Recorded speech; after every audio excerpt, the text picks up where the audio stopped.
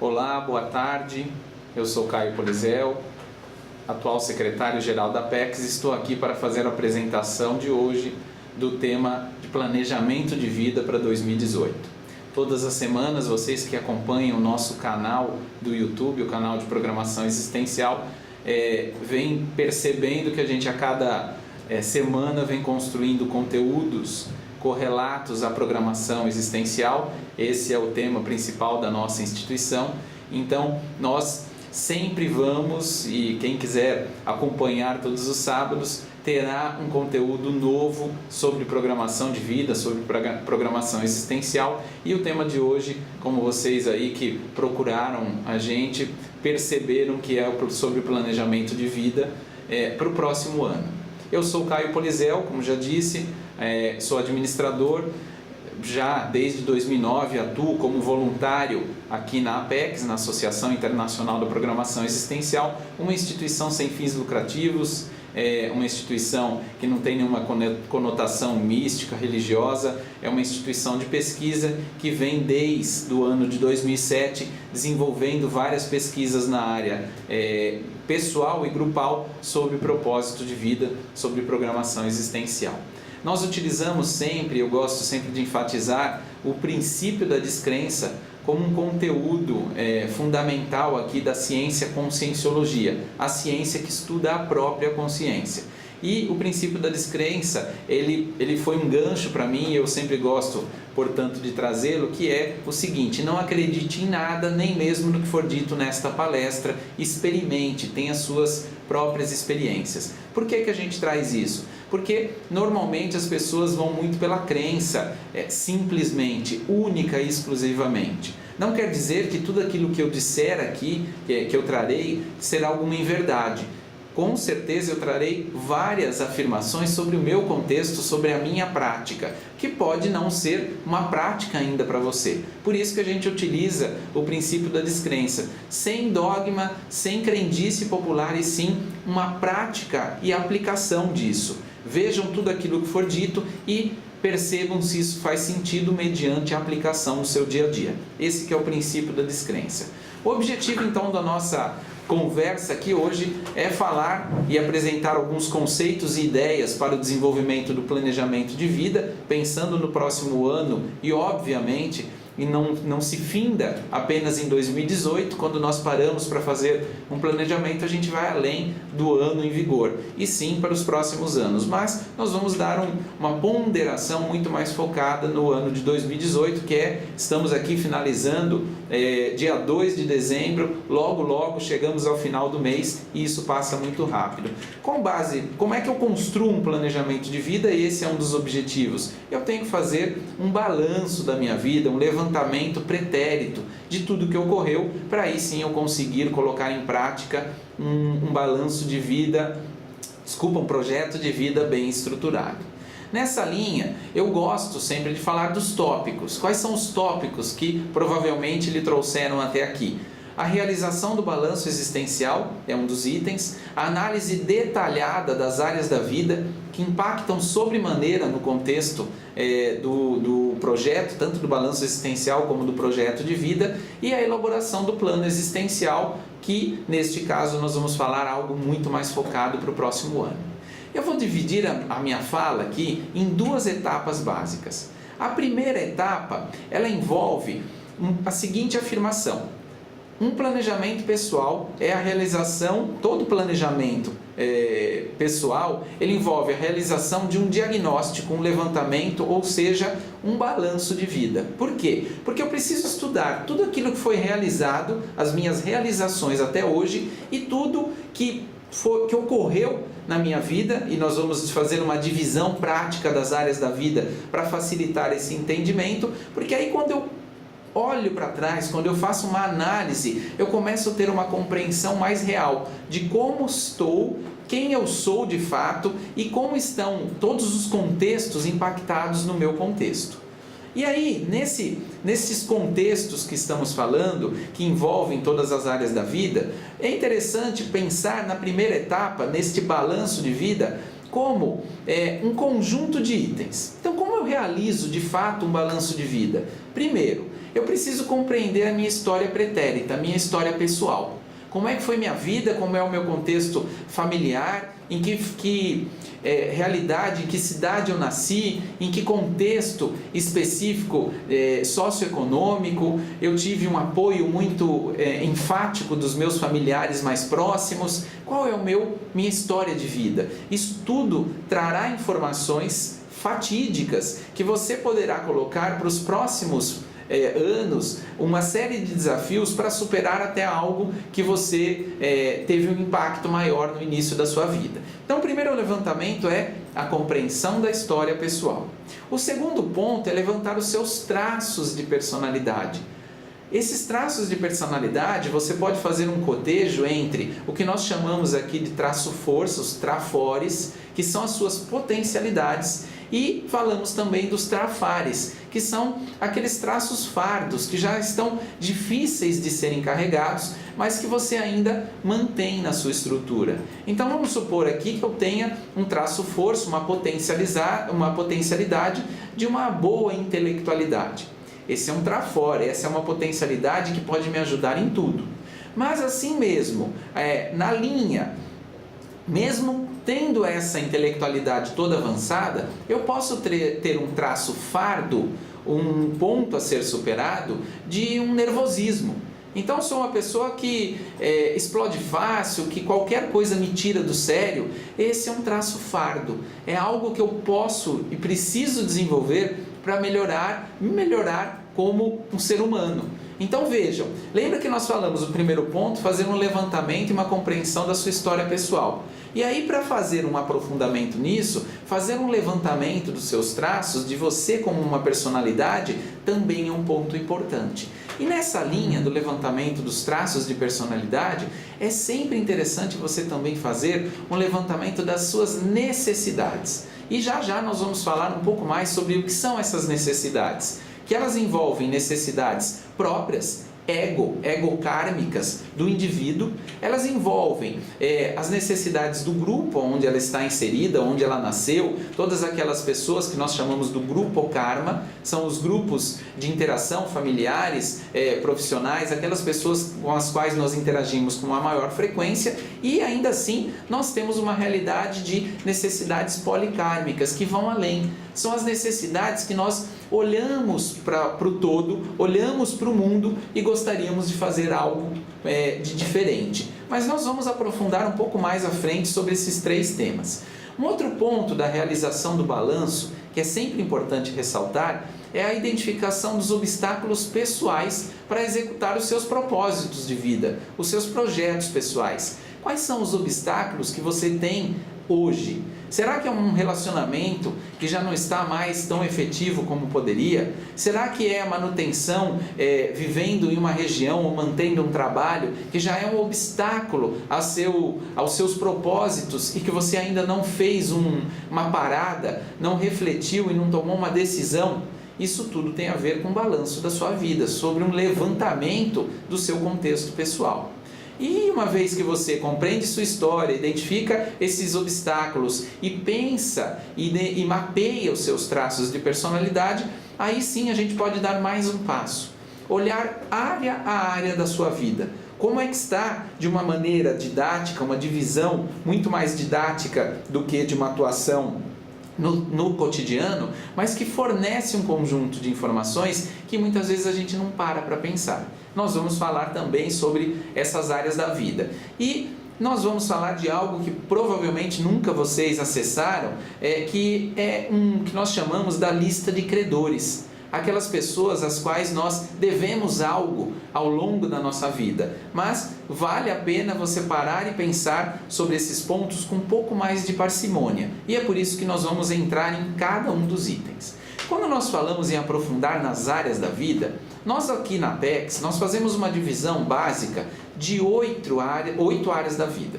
Essas 8 áreas, existem 7 áreas bem práticas e uma outra que você pode encaixar vários itens, a área outros. Mas nós vamos começar pela primeira área, que nós vamos chamar de intraconsciencialidade.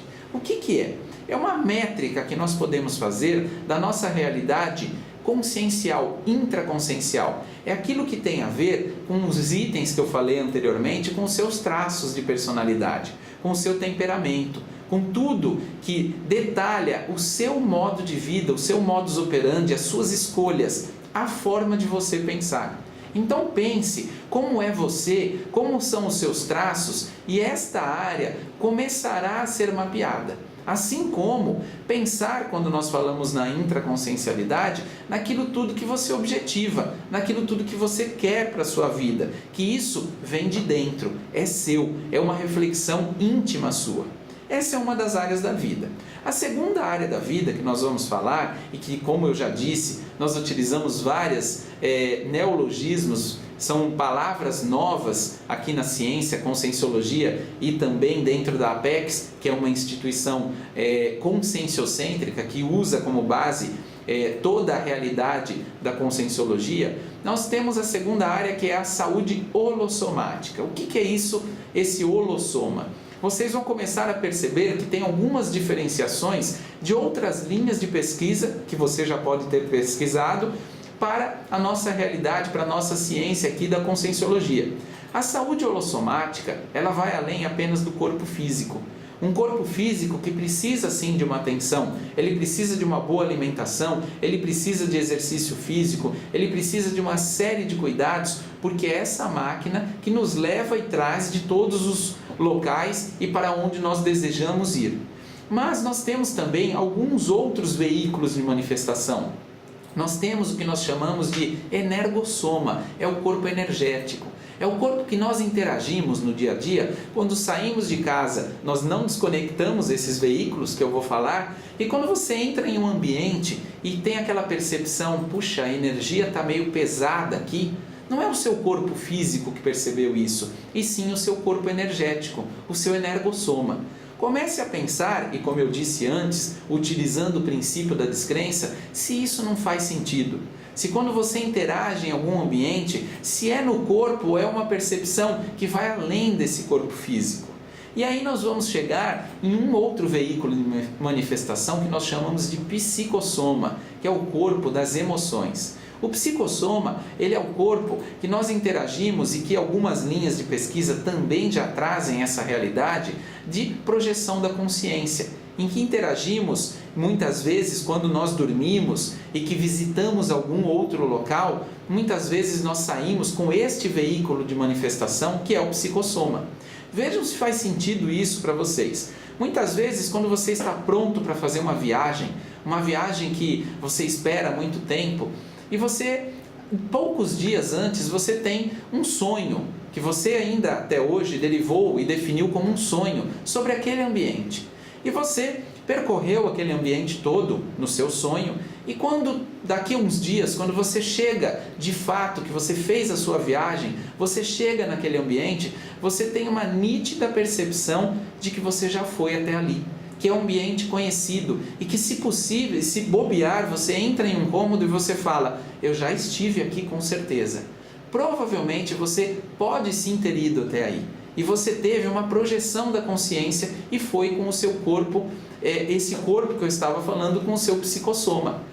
Não existe uma desconexão entre tudo isso. Existe até uma conexão onde o seu corpo físico fica lá na cama enquanto você está dormindo e os outros veículos de manifestação se deslocam. Mas isso é para um outro momento, para uma outra aula para aprofundar. O quarto e último veículo, ainda dentro da saúde holossomática que eu estava falando, é o mental soma, é o corpo da intelectualidade, onde toda a questão da memória, onde todo esse arcabouço de conhecimentos fica armazenado. Então pense como é que você pode observar todos esses veículos de manifestação e investir em cada um deles. Se eu preciso e se eu posso fortalecer o meu corpo energético para não perder energia em determinado local onde eu entro, é uma capacitação que eu posso fazer, é um desenvolvimento que eu posso ter no meu corpo energético. E aí seria também papo para outras conversas. Mas essa área da vida ela precisa ser observada. Por quê? Será que você adoece muito? Será que você tem muitas vezes uma frequência de dores de cabeça? Será que seu corpo físico vira e mexe, está acometido por alguma patologia? Isso tudo é uma análise, é um balanço da sua vida, é um levantamento sobre todo o seu aspecto como indivíduo. A terceira área da vida que eu vou falar aqui é a área profissional. Como está ela? Como está a questão da sua carreira? Como está o seu aspecto de evolução profissional? Você já está no mercado de trabalho? Você está estudando ainda? Como que está esse contexto que muitas vezes você pode aprofundar, olhar e ter uma inteligência sobre ele?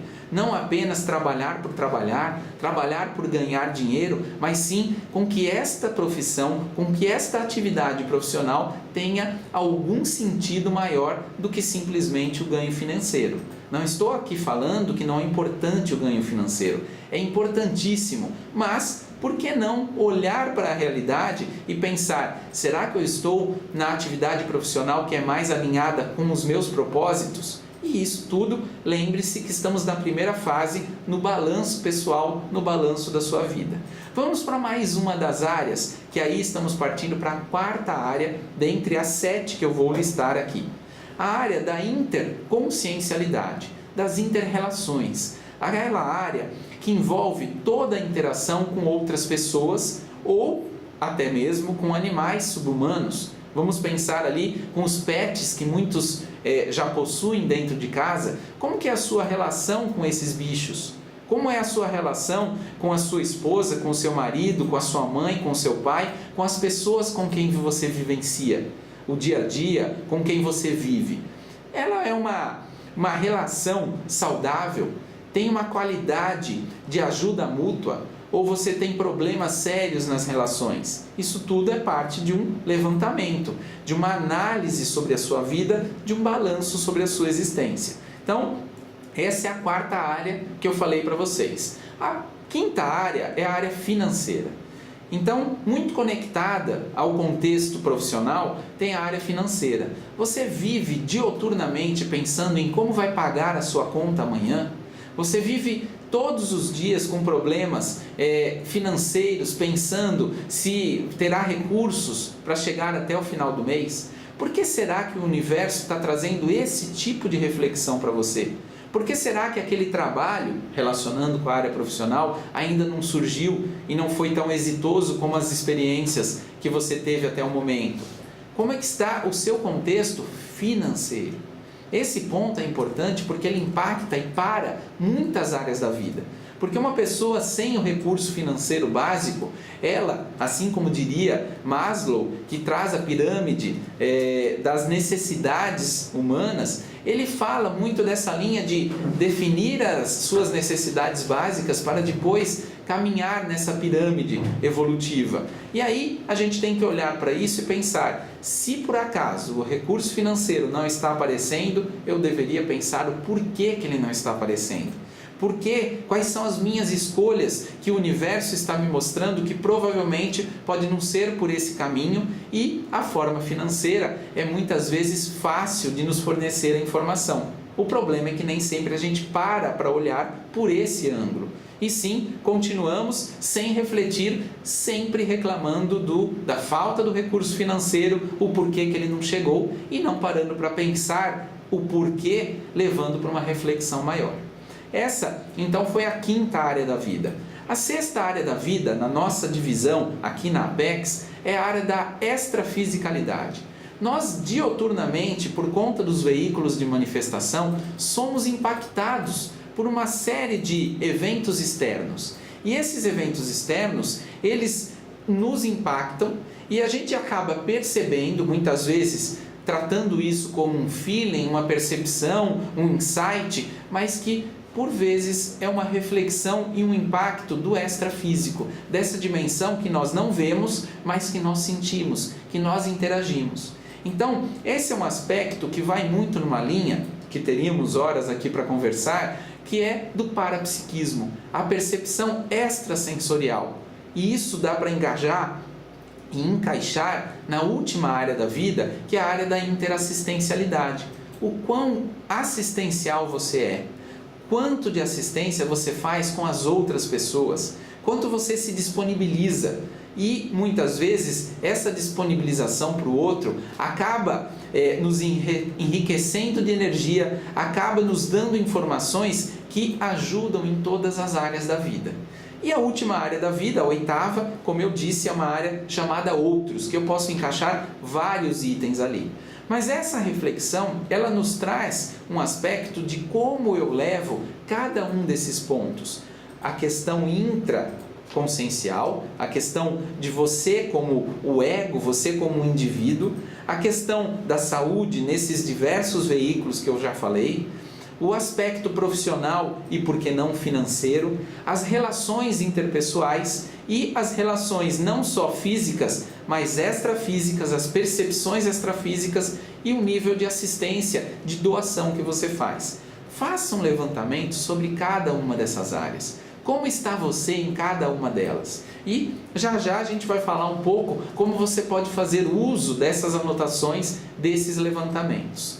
Eu disse anteriormente que um item que nós iríamos falar era sobre a questão das necessidades evolutivas. Vejam, as necessidades evolutivas, como eu disse, elas têm a ver com as nossas necessidades, e isso muito calçado naquilo que nós podemos melhorar nos nossos traços fardos, o trafar, que é o traço fardo, como eu disse antes. Aquilo que eu preciso de implantar de melhoria é uma necessidade. Vejam, vou fazer uma definição simples de necessidade evolutiva. A necessidade evolutiva são as carências, as ausências ou a falta de algo que possibilite a sua evolução. Então, o que é necessário você tratar no seu contexto pessoal para ter uma melhoria? O segundo ponto são as necessidades do grupo, as necessidades grupocármicas. Necessidades essas daquelas pessoas com as quais nós nascemos próximo, nós vivemos próximo, com as quais impactam no nosso dia a dia. Pense, você tem algum caso muito sério de falta de dinheiro, de questão de drogas, de questão de bebida, questão de problemas familiares. Se algum desses problemas, dessas necessidades, ou seja, dessas carências, ausências ou falta de uma habilidade sobre isso ocorre, provavelmente você pode ter a chave para solucionar isso, porque você observa, você tem uma visão de que aquilo sim é uma necessidade do grupo e que você pode ser a pessoa-chave para virar esse jogo e para ajudar aquelas pessoas que estão ali. Então veja, uma vez identificado suas potencialidades e mapeado os pontos a serem melhorados, provavelmente você estará desenvolvendo algo que pode ajudar o grupo que você está inserido. E por que não dar um terceiro salto? Que aí são as necessidades que nós chamamos de policármicas, que são as necessidades que são de uma amplitude maior. Pensem aqui, alguns de vocês devem ter uma preocupação ou verificam uma necessidade, uma carência, uma ausência quanto à fome no mundo, ou quanto à falta de educação, ou quanto à falta de conhecimento. Todos esses aspectos são aspectos que vão além do nosso contexto pessoal, do nosso grupo de interação, e sim estão fornecendo um impacto no âmbito Brasil, no âmbito mundial. Será que você tem também, como eu disse antes, uma habilidade que pode ajudar num âmbito maior? Num aspecto onde supre necessidades, é óbvio, não estou aqui falando que você vai acabar com a fome no mundo, mas você vai começar um movimento que às vezes vira um projeto de lei, que às vezes é implantado em uma prefeitura, é implantado no governo de estado e, por que não, na estrutura federal. Às vezes uma ideia que está aí dentro da sua inteligência evolutiva, você começa a trazer ela para fora e pode ajudar muitas pessoas. Então pense, isso tudo fazendo o levantamento daquilo que já fizemos, daquilo que nos incomoda, daquilo que olhamos e pensamos, poderia ajudar nisso. Este é um levantamento que mapeia o seu contexto. Lembrem que eu falei anteriormente da sua biografia, da sua autobiografia. Esse é você, no momento que você está fazendo um balanço sobre a sua vida, um levantamento sobre todos os seus aspectos. E aí, um ponto que eu trouxe anteriormente, que é muito legal de se refletir, é a lista dos credores. Nós recebemos, provavelmente, ao longo da nossa vida, e isso deve ocorrer com você, várias ajudas, vários apoios, vários itens que nos proporcionaram ser quem somos. E aí, parar para refletir sobre todas as pessoas que fizeram a diferença na nossa vida, fazendo essa lista de credores, onde você vai listando um a um, é o momento onde você pode ampliar a sua gratidão com aquelas pessoas que fizeram por você, ou até ajudar a retribuir isso. Pensem, estamos na fase do balanço, do levantamento, do autodiagnóstico. Então, quando nós pensamos em credor, é legal fazer uma tabela com uma listagem simples, pessoa a pessoa, olhando quem você deve algo, em consideração, em compensação a algo que foi feito, a algo que foi obtido no passado, um apoio, carinho, dinheiro, educação, ensinamentos, instrução, suporte, seja qual for aquilo que a pessoa lhe deu, aquilo que aquela consciência lhe proporcionou e que você poderia parar hoje para pensar: que lista e que tamanho seria essa minha lista? Teriam 100 integrantes ali na minha lista? Teriam 200, 300, 10? Quais são os integrantes que figurariam ali numa lista simples de todas as pessoas que eu devo algo porque já me apoiaram? Esse momento, ele fecha com um conjunto de informações. Nós mapeamos as nossas, todas as áreas da vida, nós proporcionamos aqui uma reflexão para você pensar sobre os seus traços força e suas fragilidades, as suas potencialidades e fragilidades, pensar sobre todas as necessidades então as auto-necessidades, as necessidades do grupo mais próximo e as necessidades que você olha e lhe incomodam no mundo, e fazer ainda uma lista sobre aquelas pessoas que lhe apoiaram e das quais você olha e pensa: puxa, eu sou grata a essa pessoa, no fundo eu deveria até retribuir tudo aquilo que foi me fornecido. Essas informações todas compiladas fornecem um balanço da sua vida. E aí vem o segundo passo, que eu costumo chamar da segunda etapa. A segunda etapa é realmente, com base naquilo tudo que você levantou, mapeou, autodiagnosticou, você fazer um planejamento pessoal. Ou o que outras pessoas costumam falar, fazer um planejamento de vida. Um planejamento que você olha para aquilo tudo que ocorreu e pensa o futuro. Pensa o que vem pela frente. Pensa tudo que está por vir e que você poderia, de modo consciente, lúcido, influenciar para a melhoria de tudo aquilo que já ocorreu e que pode ser ainda melhor para o futuro. Essa etapa, segunda etapa, vejam, a primeira etapa era o diagnóstico e essa segunda etapa é o contexto básico do projeto de vida. Ela envolve basicamente 4 pontos.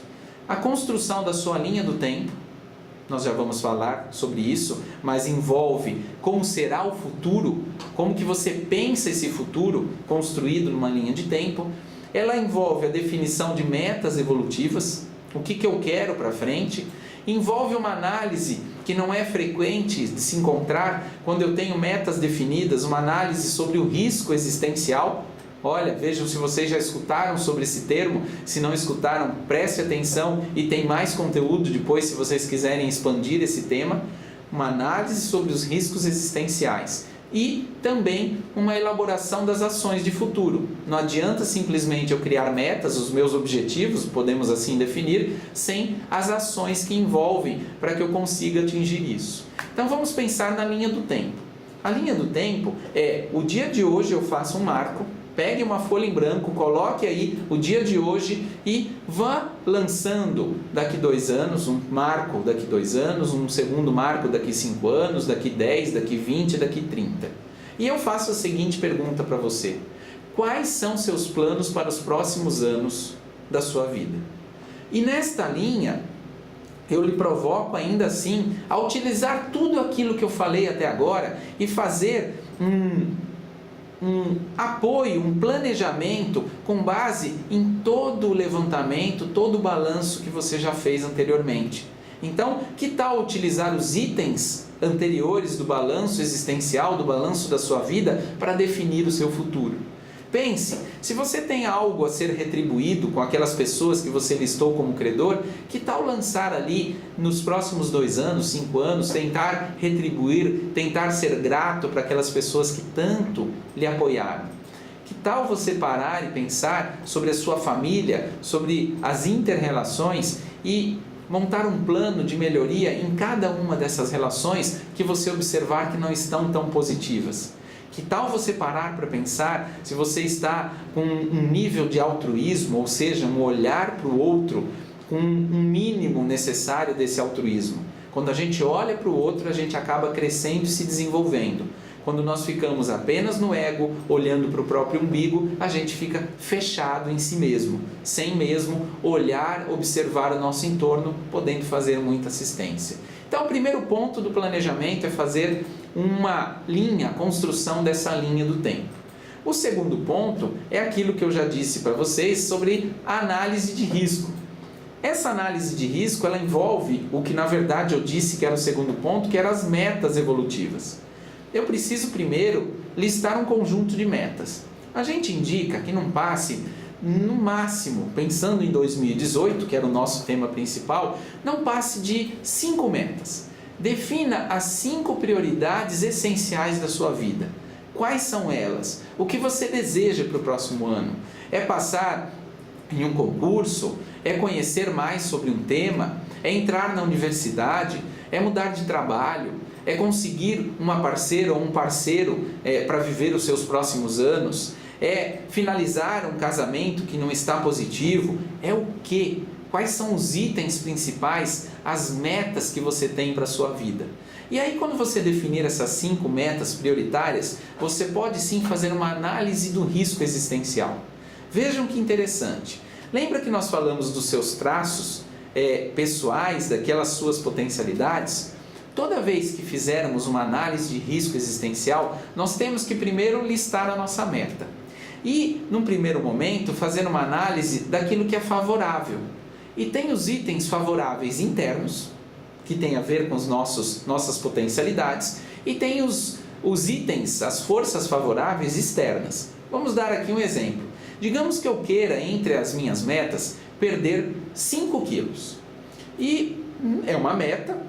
Estou colocando aqui uma meta simples, então a meta é alcançar tal peso para o próximo ano. Digamos que eu queira lá atingir uma meta de 70 quilos até o final de 2018. Temos bastante tempo, teremos praticamente 13 meses aí pela frente que podemos nos desenvolver.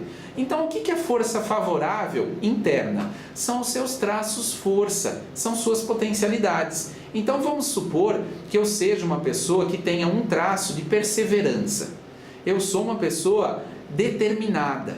Estes 2 itens, eles vão me apoiar muito no cumprimento dessa meta.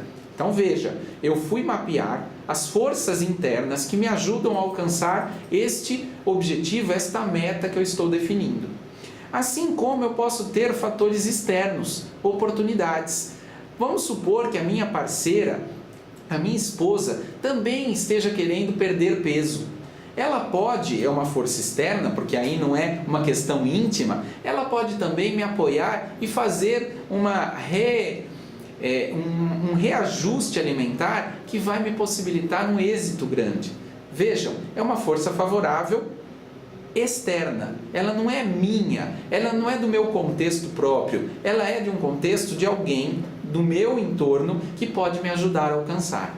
Assim como eu estou fazendo análise de risco, mapeando todas essas forças favoráveis, eu devo fazer a análise das forças contrárias, porque eu não tenho só potencialidades, eu tenho fraqueza.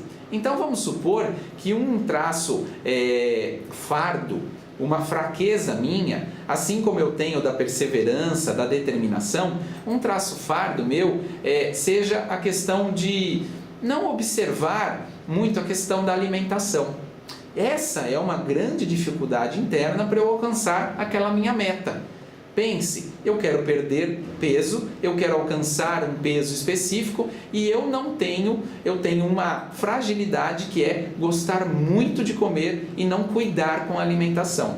É uma fragilidade interna, que eu vou ter que usar a minha determinação, que eu vou ter que usar os itens favoráveis, as forças internas favoráveis para minimizar. E aí, Ainda no lado das forças contrárias, eu posso ter um fator externo também complicado. Vamos supor que eu não tenha uma facilidade para uma alimentação na região onde eu estou inserido, ou porque eu viajo muito, ou porque eu tenho algum contexto profissional específico, eu não consigo ter uma alimentação tão saudável. Esse é um fator externo que pode impactar, que pode me atrapalhar um pouco no atingimento desse meu objetivo, desta minha meta. Mas veja, uma vez mapeado aquilo que eu tenho de potencialidade interno e externo, e aquilo que eu tenho de fragilidade interno e externo, eu posso criar, e é essa a grande sacada da análise de riscos existenciais, um conjunto de estratégias de superação. Então, se eu estou trabalhando num ambiente complicado para ter uma alimentação ruim, que eu tenha uma alimentação que não é tão saudável, eu posso criar estratégias de levar uma alimentação de casa, eu posso criar estratégias de comprar comida pronta em um outro local, eu posso pensar quais estratégias que eu vou superar estas problemáticas. Vamos supor que eu não tenha facilidade, que a minha esposa adore comida e que não está disponível para me ajudar nessa questão do regime, porque ela já está num peso adequado e ela não vai abrir mão mais de alimentação para necessariamente que eu coma menos. Deveria ser um esforço muito mais meu. Então esse é um fator externo que impacta, mas quais estratégias de superação eu posso colocar? Será que é criar um combinado com ela de quantas vezes nós comeremos fora, de evitar ter muito doce em casa para me ajudar a ficar um pouco mais focado na minha reorganização alimentar? Isso tudo são estratégias de superação que eu posso, uma vez que eu mapeei os fatores favoráveis e os contrários, eu posso ter lucidez para fazer, para desenvolver e ter um êxito na minha meta, no meu objetivo. E toda meta, ela precisa ser envolvida de ações. Nada acontecerá se eu simplesmente fizer no papel um conjunto de metas, mesmo fazendo a análise de riscos, mesmo escrevendo quais estratégias de superação eu farei, se eu não colocar um conjunto de ações. Então vejam, para cada meta que foi estabelecida, de acordo com um cronograma que eu gostaria de atingir, eu devo criar um conjunto de ações.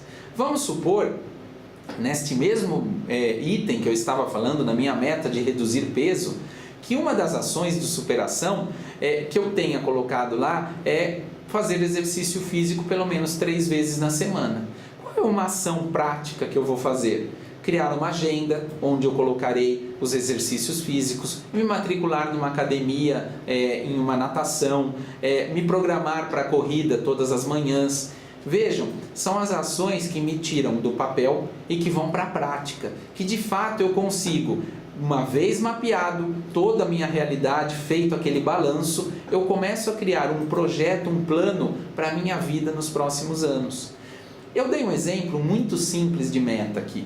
Eu falei simplesmente de uma meta de redução de peso, mas isso se aplica em conseguir um parceiro, uma parceira para os próximos anos, se aplica em uma mudança de emprego, se aplica em objetivar, alcançar e entrar em uma faculdade, fazer um curso superior. Tudo sempre envolverá a meta, a análise dos fatores favoráveis e contrários, a criação das estratégias de superação e, obviamente, as ações que eu colocarei em prática. Vejam, tudo isso compilado.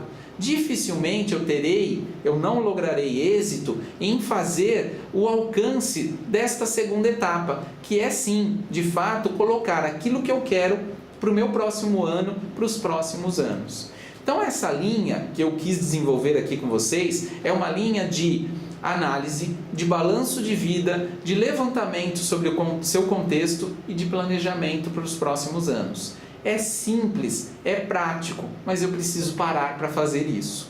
Algumas pessoas sempre nos procuraram aqui na Apex e a Apex, uma parte também surgiu por conta dessas demandas e nós criamos aqui e temos todos os anos, já para o próximo ano de 2018, já na 16ª edição, um curso que está muito alinhado com isso tudo que eu falei. Vamos supor que com estas informações apenas você não consiga dar os próximos passos. Nós criamos aqui, ao longo de 4 dias em Foz do Iguaçu, sempre na época de carnaval, que é normalmente aquele momento onde muitos param para fazer reflexão ou para desfrutar de uma comemoração dos bailes de carnaval, mas aquelas pessoas que param para refletir sobre a sua vida, nós criamos aqui o curso Balanço Existencial.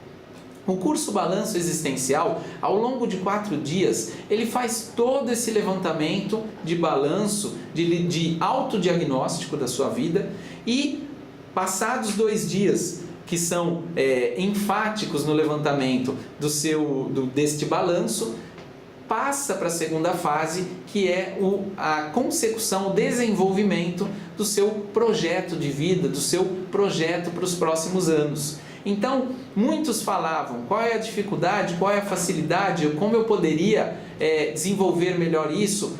Tem aí uma grande oportunidade para você. Todos os anos nós desenvolvemos um tema, um subtema para esse balanço de vida. Por quê? Porque esse balanço ele é interessante que tenha uma temática em conjunto. Então vejam, neste ano de 2017, a temática que nós aplicamos falava de legado. Quais foram os legados deixados?